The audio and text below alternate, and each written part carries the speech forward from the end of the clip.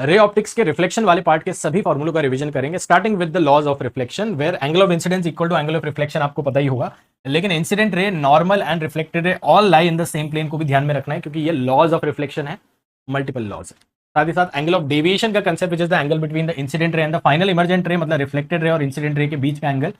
Reflection के case में 180 degree minus 2 theta हो जाता है, इस फॉर्मूले को भी दिमाग में रखना है। एंड प्लेन मिरर के केस में इमेज कैसी बनती है, उसकी कुछ 5 प्रॉपर्टीज जिस पे भी क्वेश्चंस आ जाते हैं, थ्योरेटिकल क्वेश्चंस। तो वर्चुअल इमेज होती है सेम डिस्टेंस पे बनती है, सेम साइज की अपराइट और लैटरली इन्वर्टेड यानी कि लेफ्ट राइट रिवर्सल वाली इमेज बनती है, इसको भी ध्यान में रखना है। Velocity of image in a plane mirror का फॉर्मूला मत भूलना, अगर ऑब्जेक्ट मूव कर रही है तो velocity of image with respect to mirror is minus times velocity of object with respect to mirror, जहां पे माइनस साइन क्या बता रहा है, दोनों ऑपोजिट डायरेक्शन में है, इसको भी ध्यान में रखना है। एंड दो मिरर अगर थीटा एंगल पे रखे हैं तो कितनी नंबर ऑफ इमेजेस बनती हैं, उनके फॉर्मूले, ये फॉर्मूले उतने आ नहीं रहे लेकिन फिर भी सिलेबस का पार्ट है तो ध्यान रखना है।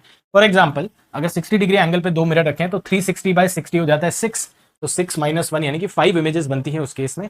इन फॉर्मूलों को ध्यान में रखना है। Mirror formula of course which is 1/v + 1/u = 1/f, where magnification is -v/u, या f/f - u को भी ध्यान में रखना है, क्योंकि इस पे बेस भी कई बार क्वेश्चंस इजीली जल्दी से हो जाते हैं।